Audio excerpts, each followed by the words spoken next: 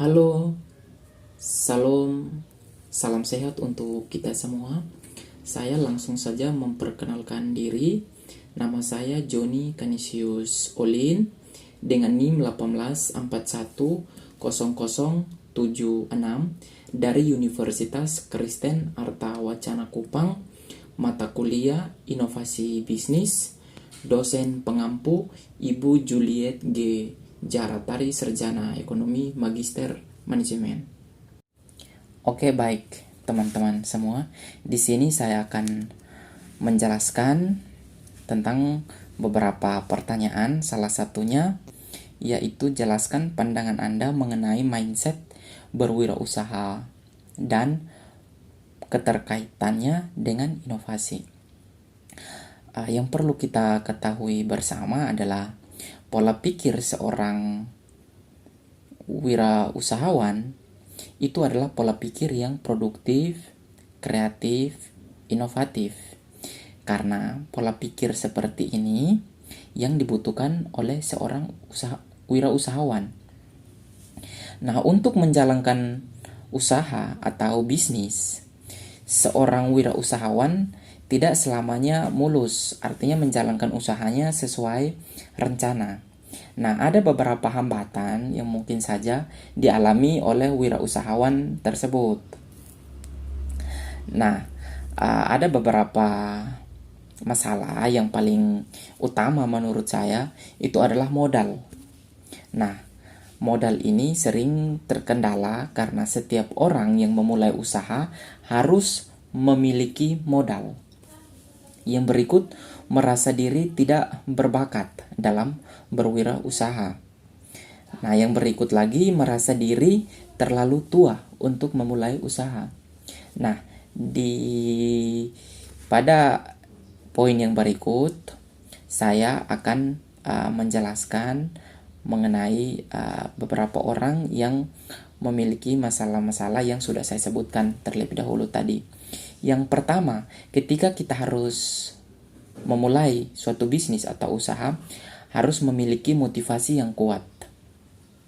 Nah, ketika kita tidak memiliki motivasi, otomatis bisnis kita tidak akan berjalan sesuai rencana. Yang berikut, mindset yang tepat. Nah, mindset yang tepat di sini yang dimaksud adalah harus produktif, kreatif, inovatif. Nah, produktif itu seperti apa? Nah, produktif itu artinya kita harus mampu menciptakan barang atau produk yang harus kita jual. Yang berikut, kreatif.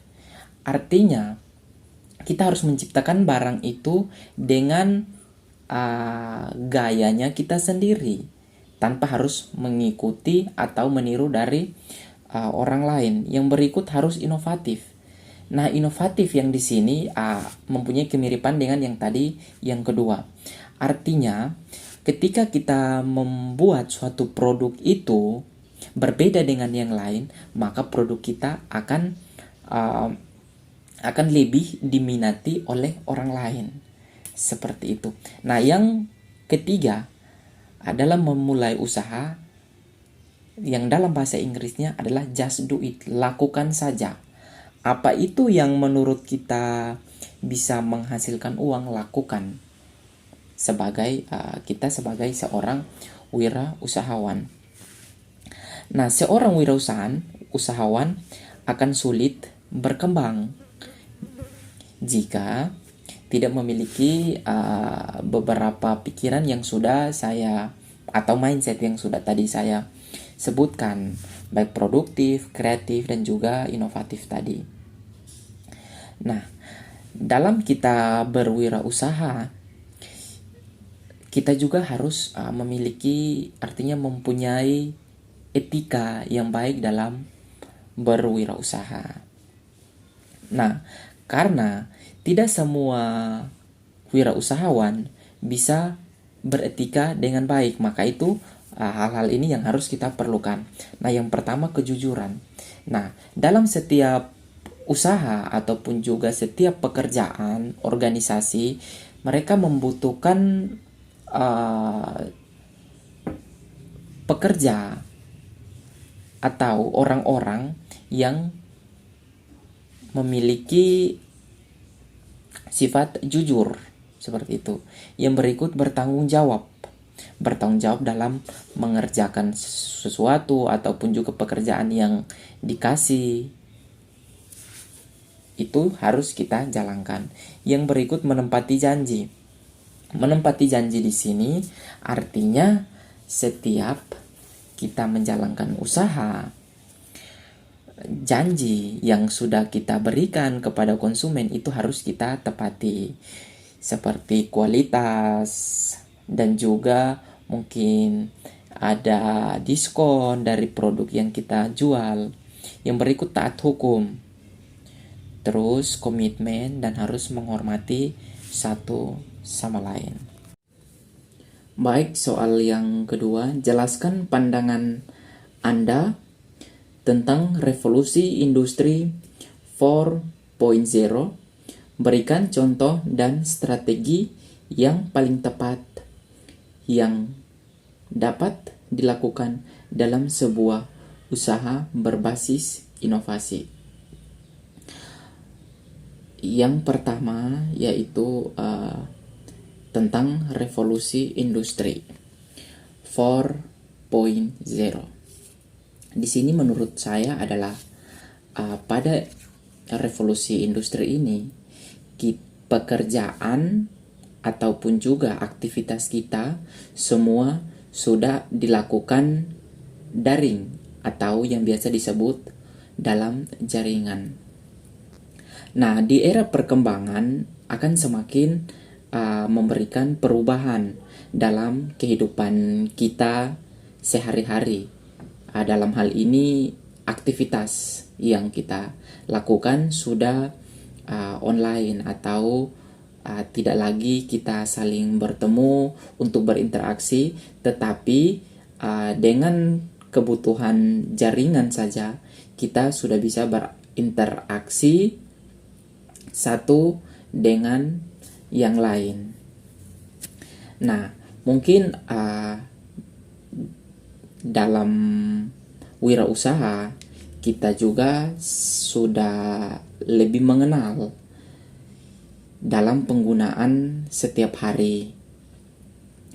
Nah, yang teman-teman yang biasa menggunakan Grab pasti sudah tahu. Nah, di dalamnya ada beberapa fitur. Dalam hal ini fitur yang pertama pengantaran yaitu pengantaran barang maksudnya. Yang berikut makanan atau belanja, dan yang berikut lagi transportasi. Nah, pada fitur ini kita sudah tahu bahwa perkembangan pada era 4.0 ini memberikan perubahan yang sangat signifikan. Dulu berbeda dengan dulu. Dulu kita semua membeli makan juga langsung ke rumah makan, ataupun juga untuk transportasi harus by ojek dan juga pengantaran barang. Nah, dari sini saya sedikit menjelaskan bahwa dengan adanya revolusi industri pada masa yang sekarang ini akan memberikan hal yang sangat negatif bagi teman-teman yang ingin mencari pekerjaan. Nah, contohnya kita semua tahu bahwa di dalam perusahaan semua mengerjakan hal-hal baik itu yang berat maupun ringan sudah menggunakan robot. Nah, dengan itu kita tahu bahwa 10-20 tahun ke depan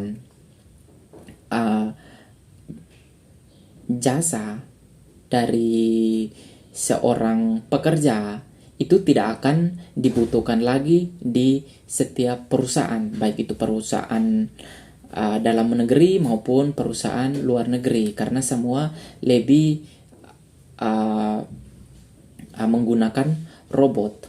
Tetapi di sini saya ingin menekankan kepada teman-teman, yaitu ada perusahaan yang saya tahu, ada perusahaan mobil yang namanya Ferrari dan juga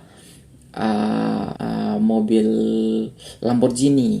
Nah, di sini bagian-bagian eksterior mobil semua dikerjakan by mesin ataupun juga robot. Tetapi ada hal-hal lain yang di dalam interior yang tidak bisa dikerjakan oleh robot ataupun juga mesin itu sendiri. Maka dibutuhkan skill dari pekerja ataupun karyawan untuk bisa melakukan hal tersebut.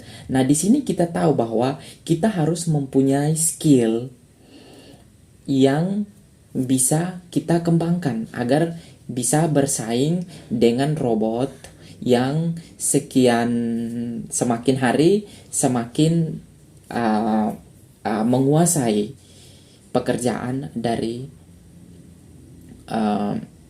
manusia itu sendiri. Jadi menurut saya manusia bisa bersaing jikalau mempunyai skill yang sangat baik, seperti itu.